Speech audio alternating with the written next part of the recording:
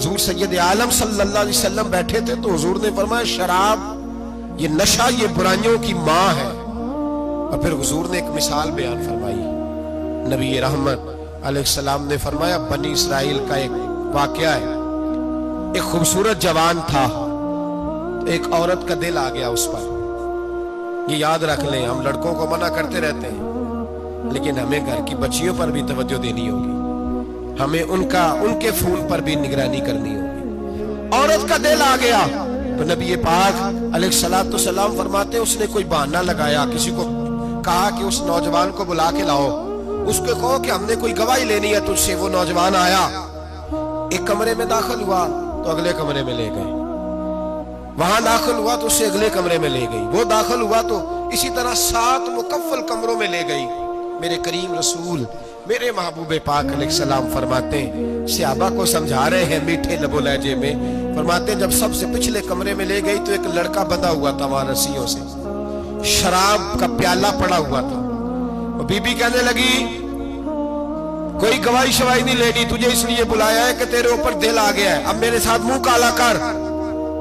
तो वो जवान कहने लगा नहीं, मैंने अपने नफ्स को पाक रखा हुआ है, मेरी नजर भी पाक है, दिल भी पाक है, और उसकी बरकत ये है कि रब ने मेरी रूह को भी पाक रखा हुआ है, तो मैं ये हरकत नहीं कर सकता। पाक लोग पलीद कामों की जानिब तवज्जो नहीं करते, मैं ये हरकत नहीं कर सकता।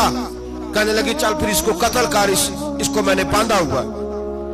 उसने कहा मैं कत्ल क्यों करूं, मेरी क्या दुश्मनी है। कहा फिर शराब पियो, कहा मैं शराब भी नहीं पीता। तो कहने लगी अब तो मैंने तुझे अपने चुंगल में फांस लिया है, अब तू यहां से बच के जा नहीं सकता, और अगर तू बाहर जाएगा तो मैं शोर करूंगी, लोग जमा करूंगी, इसने मेरी इज्जत आबरू पे हाथ डाला है, तो तू बच तो नहीं सकता, एक काम तो करना पड़ेगा। महबूब फरमाते उस नौजवान ने सोचा कि जिना भी बहुत बड़ा जुर्म है, कत्ल भी बहुत बड़ा गुनाह है, चलो अब मजबूरी है तो शराब पी लेता हूं। लेकिन वो समझा ना कि शराब तो बुनियाद है। उसने एक प्याला जो पिया, कहने लगा एक और दे दो, दूसरा पिया तो कहने लगा एक और दे दो। अब 3 प्याले 3 बोतलें शराब जो पी चुका तो खुमारी चढ़ गई। अब उस औरत के करीब जाने लगा कि मैं तेरे साथ जिना करूंगा।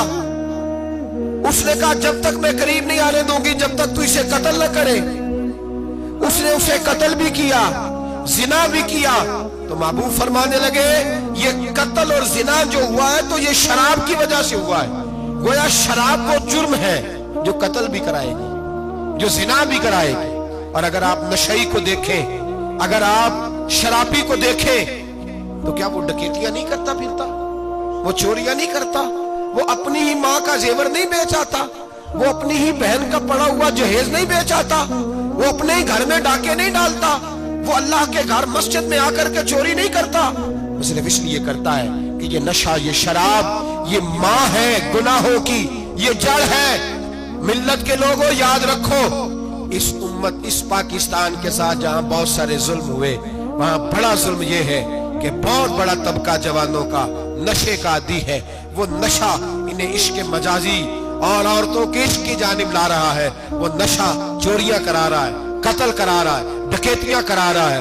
बहुत बड़े जालिमों ने बहुत बड़े हाउस बनाए हुए हैं जिनके अंदर शराब फराम की जाती है, नशा दिया जाता है। मैंने तो ऐसे ऐसे लफ्ज सुने कि इलेक्शन के दिनों में वोट लेने की खातर सियासतदान इन्हें नशा फराम करते हैं, इन्हें बांध के रखते हैं, रोज तुम्हें पुड़िया मिलेगी, वोट हमें डालना।